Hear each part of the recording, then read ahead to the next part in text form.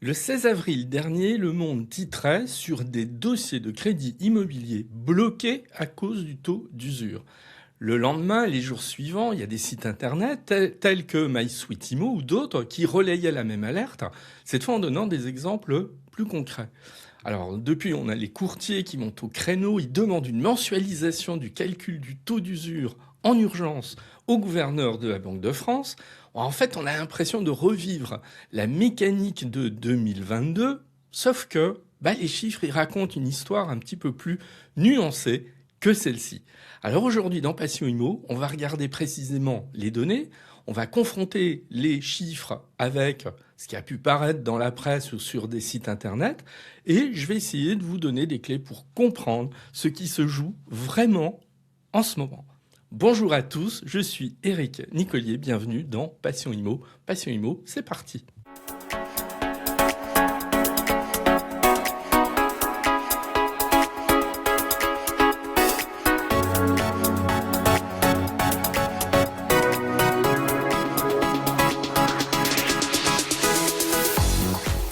Alors, quand on commence à parler de taux d'usure et de risques liés au taux d'usure, il faut être extrêmement précis sur les éléments.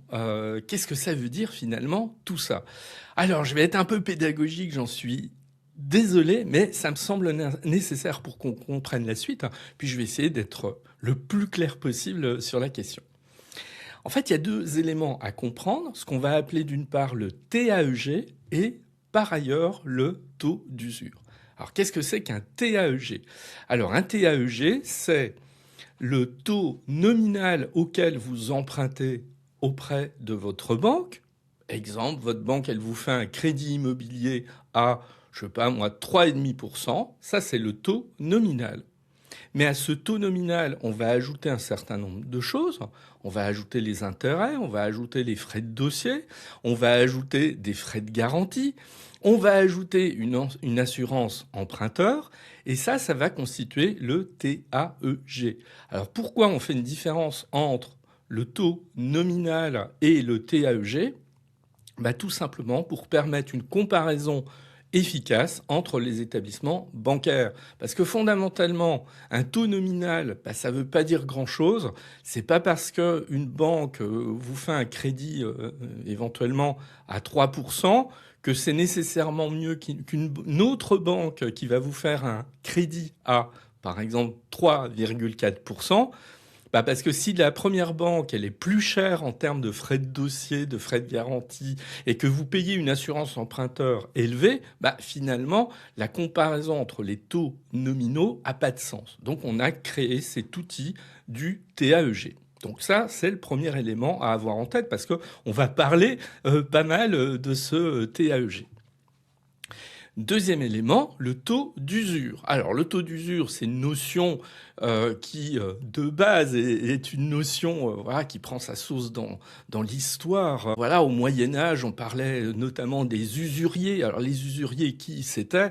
C'était des gens qui vous prêtaient de l'argent, mais avec des taux d'intérêt complètement dingues.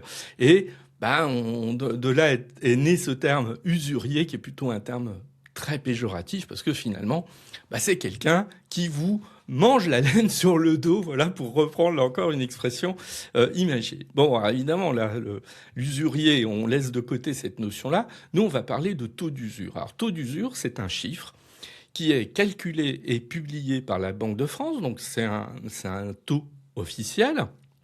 Et que fait la Banque de France pour calculer ce taux d'usure?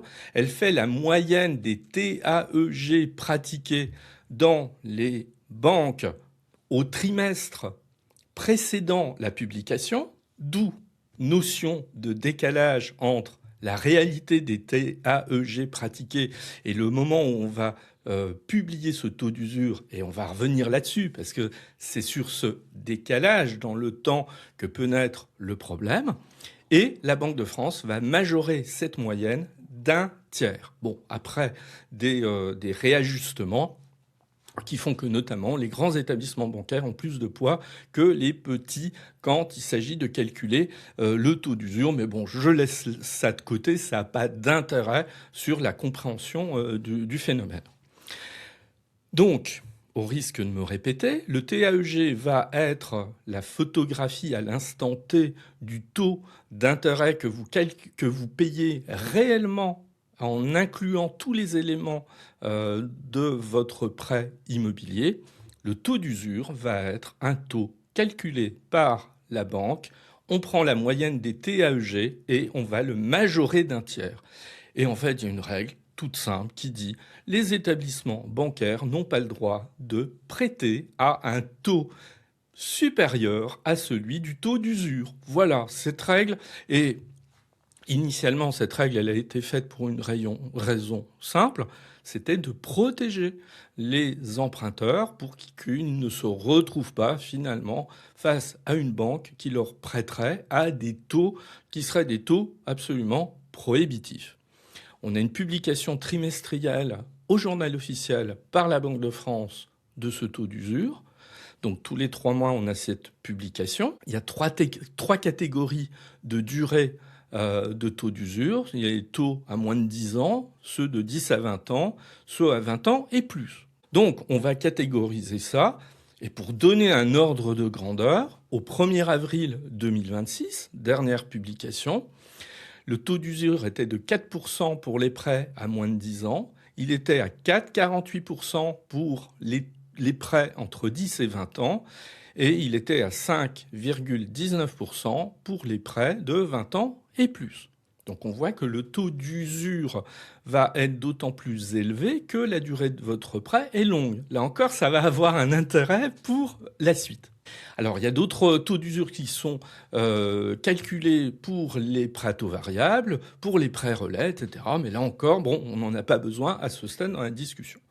Donc voilà les éléments purement factuels de la mécanique, mais il fallait un petit peu comprendre comment ça fonctionne avant de passer à la suite. La suite, qu'est-ce que c'est ?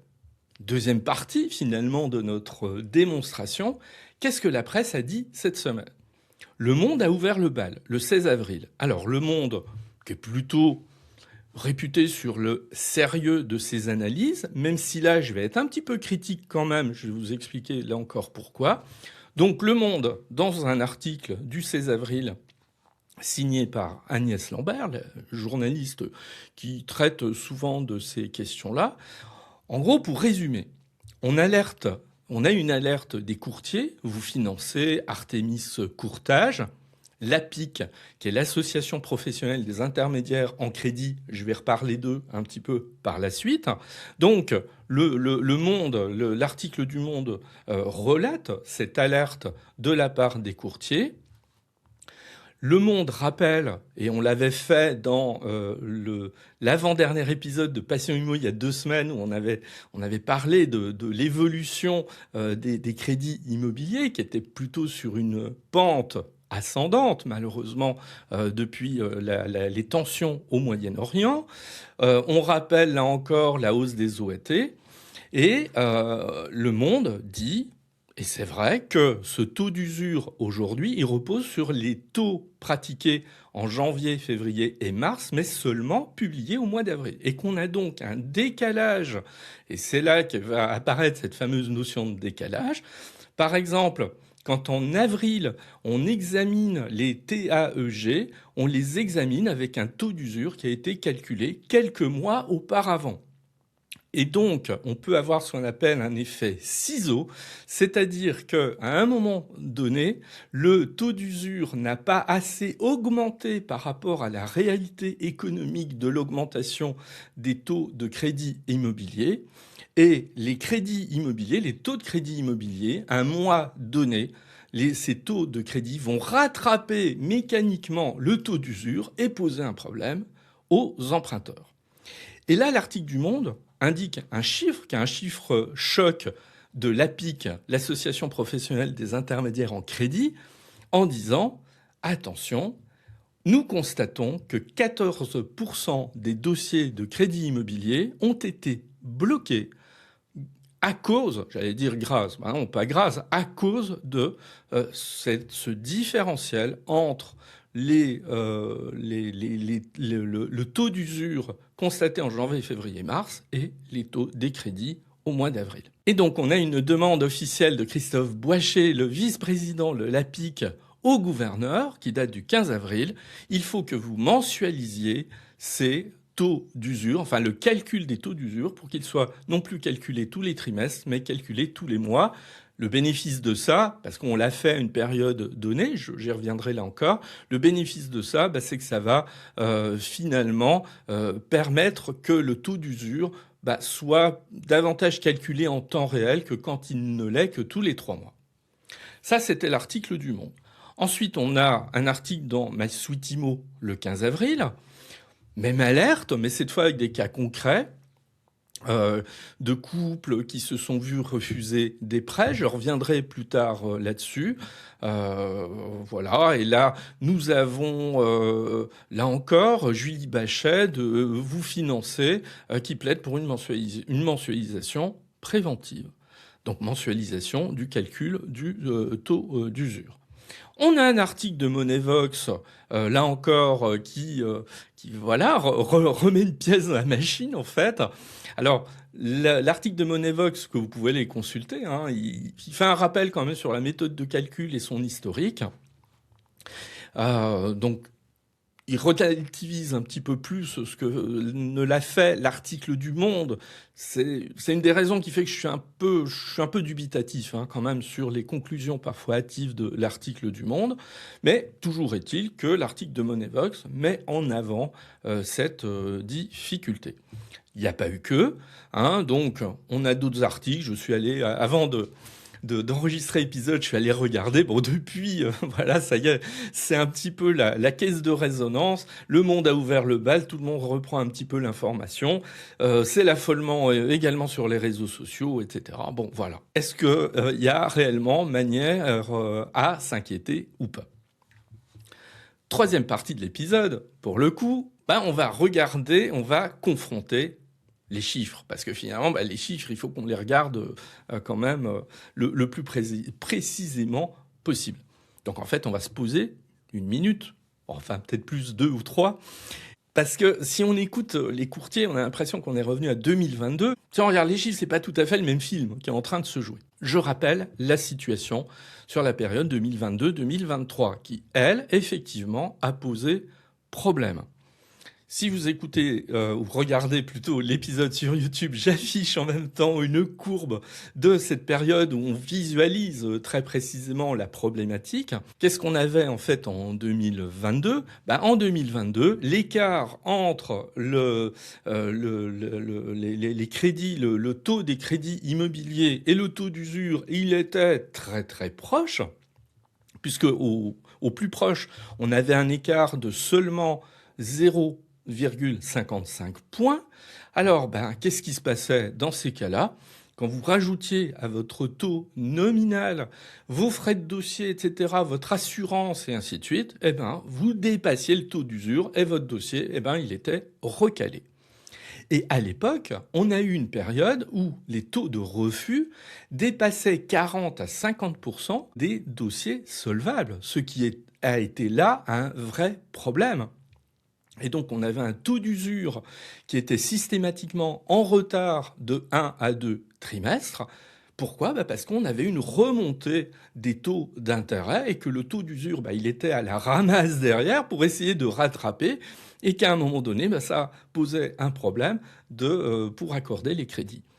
Et donc, la Banque de France avait pris une décision à ce moment-là applicable au 1er février 2023 et qui a été appliquée jusqu'à la fin de l'année 2023. On mensualise le calcul de ce taux d'usure de manière à s'éviter cette problématique. Donc, la mensualisation, elle avait permis quand même de remettre les choses en place parce que finalement, le taux d'usure réaugmentait plus vite. Et donc, on avait un taux nominal derrière qui était beaucoup moins à la traîne. Et donc, ça a résolu quand même une grande partie du problème. Sur la période actuelle, et là encore, si ceux qui me suivent sur YouTube, j'affiche un deuxième graphique avec les données les plus récentes.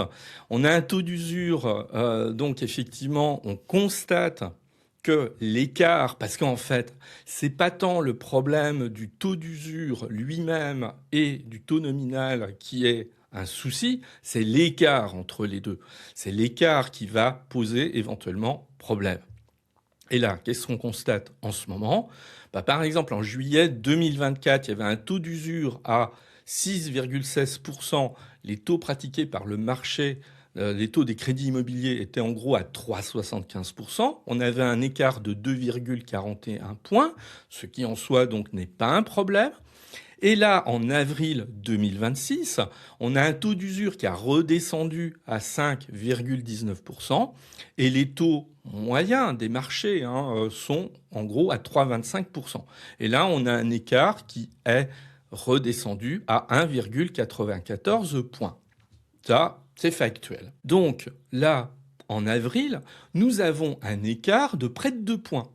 Je rappelle qu'au pire moment de 2023, cet écart, il était de 0,55 points. Donc ça veut dire qu'aujourd'hui, on a un matelas, on a un différentiel qui est 4 fois plus épais qu'il ne l'était au moment de cette crise du taux d'usure en 2023. Alors, l'article du Monde, il le reconnaît d'ailleurs à la fin de son article. C'est une information qui arrive un petit peu à la fin, après avoir été un peu alarmiste. Alors, maintenant, il faut, là encore, relativiser les choses. Est-ce que 2 points d'écart, c'est si important que ça? Ça dépend de la situation de l'emprunteur. Pour l'immense majorité des emprunteurs, c'est un écart qui est largement suffisant pour absorber leur acceptation par la banque de leur projet immobilier. Maintenant, ça va être le problème de l'assurance emprunteur ici. Parce que l'assurance emprunteur, elle peut représenter faiblement 0,5 points à 1,5 points selon l'âge de l'emprunteur. Il y a la problématique des frais de dossier, frais de garantie. Quand vous êtes un couple de 35 ans en bonne santé, vous avez de la marge. Donc, ces 2 points d'écart, ils vont pas vous poser problème. Mais si vous êtes un couple, et c'est notamment un des exemples qui avait été pris dans un des articles que j'ai cités, si vous êtes un couple de 62 ans, admettons, qui avait des problèmes de santé, et qu'en plus de ça, vous voulez emprunter sur une période courte, compte tenu de votre âge, on a dit tout à l'heure que sur les prêts à courte durée, en gros d'une dizaine d'années, le taux d'usure était plus faible que sur les prêts sur des longues périodes. Donc là, le couple de 62 ans, il coche toutes les mauvaises cases, entre guillemets, évidemment, parce que s'il a des problèmes de santé, évidemment, ça va rejaillir sur son assurance emprunteur. Il emprunte sur une courte période, donc le comparatif avec le taux d'usure va être un comparatif avec un taux plus faible que s'il avait emprunté sur 20 ans. Et c'est effectivement sur ces dossiers-là qu'il peut y avoir en ce moment un souci d'emprunt parce que on va avoir sur quelques dossiers le taux d'usure qui va être rattrapé par le TAEG du candidat à l'emprunt immobilier compte tenu de ses caractéristiques. Mais disons-le, pour l'immense majorité des emprunteurs, il n'y a pas de problématique aujourd'hui. Et c'est en ce sens-là que j'ai trouvé quand même le discours de l'article du Monde un peu trop généraliste et un discours repris un petit peu par tout le monde comme ça. Ce qui m'amène à me poser une question quand même. Est-ce qu'il faut se méfier de ce que je vais appeler un biais corporatiste? Ça va être la 4e partie de notre épisode. Qu'est-ce que c'est qu'un biais corporatiste? Moi, c'est un truc que je rappelle toujours à mes étudiants. Vous avez devant vous, sur Internet notamment, des sources innombrables. Voilà, on n'a jamais eu autant d'informations à notre disposition. Mais est-ce qu'elles se valent toutes? Non, elles ne se valent pas toutes. Alors, attention, je ne suis pas en train de dire que les courtiers mentent, pas du tout. J'ai beaucoup de respect pour la profession. Il y a l'immense majorité d'entre eux travaillent, ont une conception de leur métier fondée sur l'éthique, l'accompagnement, le conseil, etc. Donc c'est pas le problème. Ils mentent pas ici. Mais en fait, ils parlent d'un endroit précis. C'est quoi cet endroit précis? C'est une profession dont le modèle économique dépend quand même en large partie du taux de transformation des dossiers. Quand un dossier limite ne passe pas, c'est un revenu qui disparaît a priori pour eux. Bon.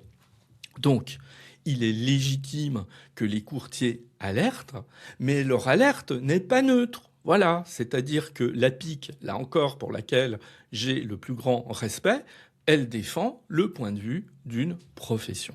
Bon, donc il faut le prendre comme tel, mais il ne faut pas hésiter à le confronter à une réalité. Et ce qui me gêne un petit peu dans l'article du Monde, pour revenir sur cet article qui a un petit peu mis le feu aux poudres, c'est que, bien sûr, je trouvais tout à fait légitime qu'on interroge les courtiers, et notamment par l'intermédiaire de la PIC, mais ça aurait été intéressant d'interroger en parallèle un économiste, un représentant de la Banque de France, un universitaire, etc., voilà, pour confronter quand même un petit peu les dossiers. Autre point qui me gêne dans cet article du Monde, et je l'ai cité au tout début de l'épisode, ce fameux chiffre de 14% de dossiers bloqués. Alors, il vient de la PIC.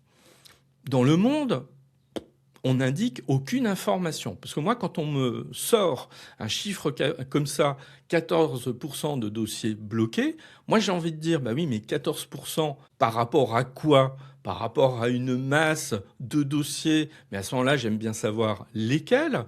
Combien de dossiers? Est-ce que ça représente l'ensemble du territoire? Est-ce que c'est 14% sur une période donnée? Est-ce que c'est seulement sur, je sais pas, je dis n'importe quoi, sur 15 jours? Ou est-ce que c'est sur une année complète? Il n'y a aucune information dans l'article du Monde. Là-dessus, j'ai trouvé que c'était un petit peu léger. J'ai fait une recherche, parce que moi j'aime bien, voilà, je suis assez curieux, puis j'aime bien savoir d'où viennent les chiffres. Ça vient un peu de nulle part, quoi, voilà. C'est-à-dire que quand on regarde, on va sur le site de l'APIC, il n'y a pas de communiqué de presse par rapport à ça, il n'y a pas d'informations précises, de méthodologie. Donc, je suis désolé d'insister là-dessus. Ce chiffre, moi je le prends pas. Voilà, tout simplement, tant qu'on ne m'a pas indiqué à quoi il correspondait réellement. Et vous allez voir que dans les jours qui viennent, tout le monde va le reprendre. C'est-à-dire que là, on va être sur une communication un peu excessive de ceux qui ne vont pas vérifier l'information. Ils vont nous dire, oh là, attention, 14% aujourd'hui des dossiers de crédit immobilier sont bloqués, ce qui est en soi sera un chiffre relativement très important, hein. En plus, je ne le néglige pas. Mais moi, j'aimerais savoir tout simplement d'où il vient. Alors, ça, c'est un débat qui, de toute façon, n'est pas nouveau, hein, sur ce taux d'usure, etc. Peut-être qu'un jour, on calculera le taux d'usure mensuellement et puis qu'on se posera plus cette question. Demander la mensualisation en urgence, c'est une position défendable. Est-ce qu'il y a vraiment urgence? Non, il n'y a pas urgence en l'état actuel des choses. C'est un choix politique, effectivement, de politique publique, comment on détermine notre taux d'usure, comment on l'applique. Ça mérite un débat, hein, très clairement, mais pas une urgence. Alors maintenant, sur ces questions-là, je reviens sur des profils qui ont été mis en avant, notamment par MySweetImo. Je décortique un petit peu plus ce que j'ai dit plus tôt dans l'épisode. Donc c'est vrai que les profils de plus de 60 ans avec problèmes de santé, ils sont réellement contraints par l'assurance emprunteur qui va leur coûter cher. Et les durées courtes, elles concentrent mécaniquement des frais fixes qui vont peser sur le TAEG. Là, le couple qui emprunte par exemple 80 000 euros sur 12 ans, il aura un poids relatif des frais fixes bien plus lourd qu'un couple qui emprunte 300 000 euros sur 25 ans. Donc ce type effectivement de dossier est ici pénalisé. Alors est-ce qu'il y a des solutions à tout ça ? La première solution, effectivement, c'est la délégation d'assurance, hein, loi Lagarde qui a été complétée par la loi Lemoine, qui permet finalement de mettre en concurrence de manière assez efficace, je pense, aujourd'hui, la partie assurance du coût du crédit immobilier et qui effectivement peut diviser de manière importante le coût de l'assurance pour un senior qui veut emprunter. Ça, c'est quand même le levier numéro un. Il faut toujours le rappeler. Il faut mettre en concurrence ici l'assurance emprunteur. Et là, les courtiers sont extrêmement bien positionnés pour le faire. Voilà, ils ont des relais quand même que je trouve d'une grande efficacité aujourd'hui. D'où l'intérêt, vous voyez, mon propos n'est absolument pas de taper sur les courtiers parce que mais le courtier aujourd'hui c'est quand même quelqu'un qui a une vision d'ensemble pour défendre le dossier d'un client aussi bien sur la partie crédit immobilier que sur la partie assurance emprunteur. La deuxième solution, c'est d'allonger la durée du crédit immobilier, puisque comme je l'ai rappelé au tout début, quand j'expliquais comment étaient publiés les taux d'usure, plus on rentre dans une catégorie de crédit immobilier à durée longue, et plus le taux d'usure va être élevé. Donc, une des mécaniques pour échapper à ce fameux effet ciseau, c'est d'augmenter l'allongement de la durée du crédit. Évidemment, quand on fait ça, on augmente le coût total du crédit. Et puis, les marges de manœuvre ne sont pas les mêmes. Les marges de manœuvre ne sont pas les mêmes entre un couple qui emprunte à 55 ans et un couple qui emprunte à 30 ans. Celui qui emprunte à 30 ans, il peut évidemment emprunter sur une durée beaucoup plus longue que celui qui en a 55. Ce qui renvoie une nouvelle fois, c'était tout à fait vrai, de pointer les profils qui sont des profils de 55, 62 ans qui veulent emprunter, qui sont sous le coup de cet éventuel effet ciseau. Bien évidemment, l'autre solution, elle consiste à négocier les frais, frais de dossier, frais de courtage, etc. Là, chacun fera. Et là, évidemment, le levier du courtier peut être absolument fondamental. Et puis l'intégration des prêts aidés. Le PTZ, le prêt action logement, etc. En fait, qui vont diluer le TAEG et qui vont faire que ce TAEG sera plus faible avec ces prêts accessoires au prêt principal. Maintenant, pour ce qu'il faut retenir et se projeter un petit peu, si je fais une synthèse globale. L'alerte des courtiers, elle est techniquement fondée, mais elle est techniquement fondée sur des cas particuliers.